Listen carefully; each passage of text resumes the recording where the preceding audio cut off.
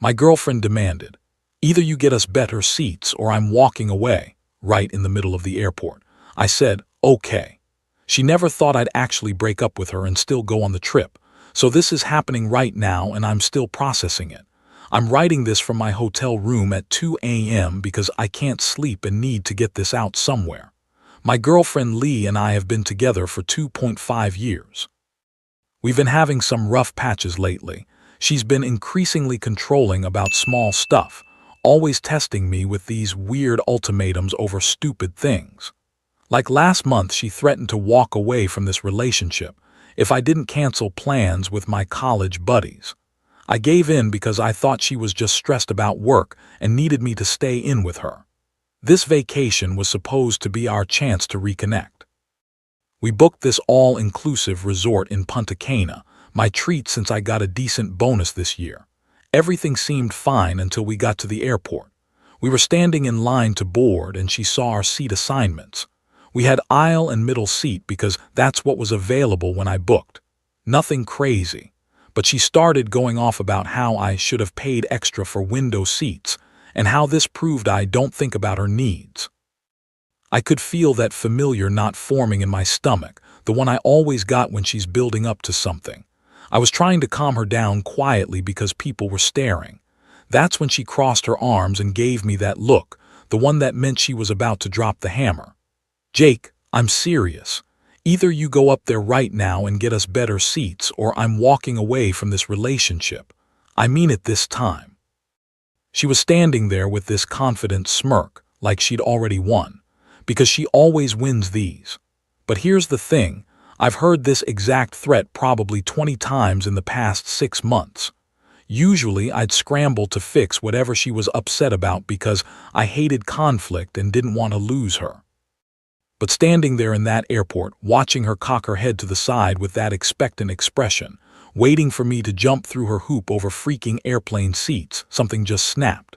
It was like suddenly seeing the whole pattern from the outside, the manufactured crisis, the impossible demand, the relationship held hostage until I comply. I looked at her and said, "Okay, if that's what you want." The smirk vanished instantly. She went completely white, and for the first time in months she looked genuinely shocked, like she couldn't believe I wasn't immediately rushing to fix her problem. "What? No, Jake, wait," she started backtracking immediately, her voice getting higher and more frantic. "I didn't mean it like that. You know I'm just stressed about flying. Why are you being so difficult about this?" But I was done. That moment of panic in her eyes told me everything. This was never about airplane seats. It was about control. And I was tired of being controlled. We got on the plane in complete silence. The whole flight she kept trying to talk it through, but I just had my headphones in. I think she finally realized I was serious when we landed, and I told her I'd be finding my own way to the hotel. Now we're both at this resort for the next 6 days. She's been trying to act like everything's normal, suggesting we put this behind us and just enjoy the vacation. When I told her I was serious about being broken up, she completely lost it in the lobby, started yelling about how I was ruining everything and embarrassing her in front of strangers. The front desk staff looked mortified. I asked to speak to them privately and explained the situation. They were super understanding and let me switch to a different room in another building, even upgraded me for free. So here I am, technically single at a couple's resort, while my ex-girlfriend is somewhere on the property probably plotting her next move. She's been texting me nonstop saying she didn't mean it, and I'm throwing away everything we built together. But honestly, for the first time in months I feel like I can breathe. I didn't realize how exhausting it was constantly worrying about setting her off. Is it weird that I feel relieved? Like this whole situation is awkward as hell, but I keep thinking about how she's done this same ultimatum thing so many times and I always gave in. Maybe I should have called her bluff months ago. Anyway, I've got 5 more days at this place. Think I'm going to try to make the best of it. Edit. Holy shit, this blew up. Thanks for all the support. Didn't expect so many people to relate to this. A few people asked, yes, she's tried this ultimatum thing before over really trivial stuff. And yes, I always gave in before because I thought that's what you do in relationships. To everyone asking why I didn't just go home, the flights were non-refundable and honestly, I paid for this trip. Why should I lose out on a vacation because she wanted to play games? Update 1. So I've been back home for a week now and this situation has gotten so much worse. Let me back up and tell you what happened for the rest of that trip, then I'll get to the current shit show I'm dealing with. After I switched rooms, I thought maybe we'd just avoid each other for the rest of the week. Wrong. Lee apparently spent the next day tracking my movements around the resort. She'd show up wherever I was, the pool, the restaurant, the beach bar, always with this fake cheerful attitude like, "Oh hey Jake, isn't this funny that we keep running into each other?" It was freaking exhausting. I ended up at the beach bar around noon, just trying to find somewhere Lee couldn't corner me, when this group at the next table started chatting with me. They were there for a wedding, super cool group, mostly from Chicago. After Lee showed up and made another scene trying to get me to stop being childish and come back to the room, they could tell something was seriously up, and when I gave them the Cliff Notes version, they basically adopted me into their crew. This is where it gets interesting. There was this bridesmaid, Cassie, who was around my age and had just gotten out of a bad relationship herself. We started talking and she was like, "You know what? Your ex is watching us right now from across the pool. Want to really piss her off." I probably should have been more mature about it, but I was so tired of Lee's manipulative bullshit that I said yes. And truth be told, I didn't really mind spending time with Cassie. She was cool. So Cassie and I started acting very friendly.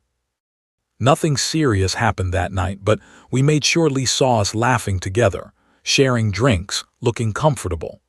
Lee absolutely lost her mind. She came marching across the pool deck like she was on a mission, and I could see the storm brewing in her face from 50 feet away. She planted herself right in front of our chairs and started screaming at me in front of everyone about how I was disrespecting our relationship and flaunting some slut in her face. People were literally stopping their conversations to stare. Cassie, who had been sitting there taking this all in, just calmly set down her drink and said, "Excuse me, but he told me you guys broke up. Was that not true?" Lee looked like she'd been slapped. "We are not broken up. He's just being dramatic because he didn't get his way." That's when I stood up and said, loud enough for everyone to hear, "Lee, we broke up 3 days ago. By your own words. These people all know what really happened between us. So you don't get to stand here and act like we're still in a relationship, dictating who I talk to." The look on Lee's face was priceless. You could literally see the moment she realized that everyone around us, this whole group of strangers, now knew she was the unhinged ex causing a scene, not the current girlfriend being cheated on. "This is ridiculous," I said, grabbing my towel. "Lee, you need to leave us alone. We're done." She stood there for another few seconds, probably trying to figure out how to salvage the situation, but the damage was done. The wedding group was staring at her like she'd grown a second head. She finally stormed off, muttering something about how I'd regret this. I didn't see her for the rest of the day. The wedding group basically rallied around me after that. They'd witnessed the crazy firsthand and completely had my back. They invited me to the actual ceremony that night. They had some no-shows and extra space. It was beautiful, and honestly, being around people celebrating actual love instead of whatever toxic thing I'd been in felt amazing. Cassie and I did end up spending that night together.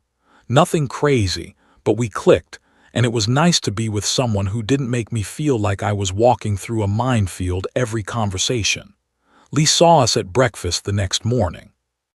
She didn't say a word, just stared at us from across the restaurant with this look of pure hatred. Then she went back to her room, and I later found out from the front desk that she'd requested an early checkout for that afternoon. When I checked our original flight booking online, I saw she'd changed her ticket to leave 2 days early. I thought that was the end of it, that she finally accepted that we were done. I was wrong. I got home last Sunday expecting the house to be empty, but Lee was sitting in the living room like nothing had happened. We'd been living together for about 5 months. She'd gradually moved her stuff in and started getting her mail delivered here, though the house is still in my name only. I assumed that since she got back from her trip earlier, she'd have moved out before I returned. But apparently I was wrong. Yet again. She had this whole speech prepared about how she'd had time to think and realized we both made mistakes, and she was ready to work on communication if I was. When I told her we were still broken up and asked for my key back, she lost it again. Turns out, legally, since we'd been living together for more than 30 days and she'd been getting mail delivered here for months, she has tenant rights even though she's not on the mortgage. I can't just kick her out. I have to give her 30 days written notice. So now I'm living in my own freaking basement while my ex-girlfriend camps out in my bedroom, acting like we're going to work things out. I've moved all my important stuff downstairs and put locks on my office and the spare bedroom where I keep my electronics and tools. She keeps trying to have relationship talks, and I keep telling her there's no relationship to talk about. Yesterday she made my favorite dinner and got upset when I ordered takeout instead. It's like she thinks if she just acts normal enough, I'll forget why we broke up. My buddy Lawrence is a lawyer and he's helping me with the eviction notice, but he says I need to be really careful. If she decides to make a false accusation or try to get a restraining order against me, I could be the one who gets kicked out of my own house. This is insane, right? Like, I feel like I'm losing my mind. She keeps saying stuff like, I know you don't really want this and you're just being stubborn. But every time she tries to guilt me or manipulate me into changing my mind, it just reminds me why I ended things. Edit, a lot of people are asking why I don't just go stay somewhere else. The thing is, this is my house. I've been paying the mortgage for 3 years. Why should I be the one to leave because she won't accept that we're over? Update 2. This is getting scary, guys. I need advice. The eviction notice was officially served last Monday, giving her the full 30 days as required by law, which means she has until the end of next month to get out. I thought maybe she'd start packing or looking for a new place. Instead, she's doubled down on the manipulation, and it's getting intense. First, she started doing all this stuff she thinks I want, cleaning the house obsessively, cooking elaborate meals, buying groceries with specific things she knows I like. When I don't respond positively, she gets this hurt look and makes comments like, I don't understand why you're being so cold, or the Jake I fell in love with would appreciate this. But the part that's really getting to me is how she's rewriting history. She keeps bringing up all the good times we had and how happy we used to be. But when I think about it, I realize that most of our good times were just periods when I was successfully anticipating and preventing her meltdowns. Like, she'll say, remember how perfect Christmas was. But what I remember about Christmas is spending 3 weeks stressed out about getting her exactly the right gifts because she'd had a breakdown the year before when I got her something thoughtless. The actual day was fine because I'd managed to navigate all her expectations correctly. She's also started trying to involve other people. She called my mom yesterday to check in and apparently told her we were going through a rough patch but working on it. My mom called me confused, asking why I hadn't mentioned we were having problems. I had to explain that we're actually broken up. Then she tried to connect with my friends on social media. My buddy Mike texted me asking why Lee was liking all his old posts and sending him memes to cheer him up during this difficult time for everyone. It's like she's trying to maintain access to my entire life while I'm trying to extricate myself from her. But here's where it gets really concerning. I think she's been going through my stuff. I keep my important documents in a fireproof safe in the basement office, and I swear the combination lock was in a different position than where I left it. She wouldn't know the combination, but the fact that she might be trying to get into it is freaking me out. Lawrence came over yesterday to check on me and witnessed one of her manipulation attempts firsthand. She came downstairs while we were talking and immediately put on this sweet, reasonable voice. Oh, hi, Lawrence. Jake and I are just going through a little communication issue. I'm sure you understand how these things can get blown out of proportion.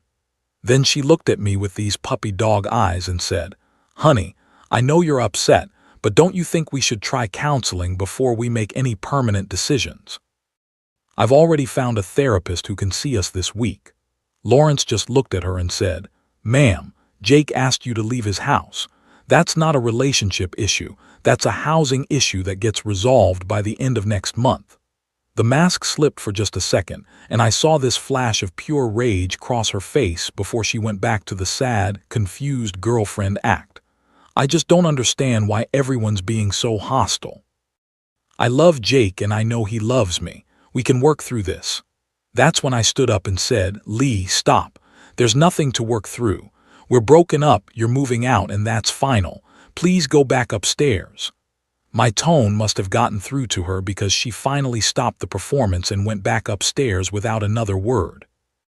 After she left, Lawrence told me I need to be documenting everything and consider having someone stay with me until she's gone.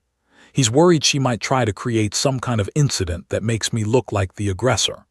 I don't think she's physically dangerous, but she's definitely psychologically manipulative in ways I'm just now recognizing.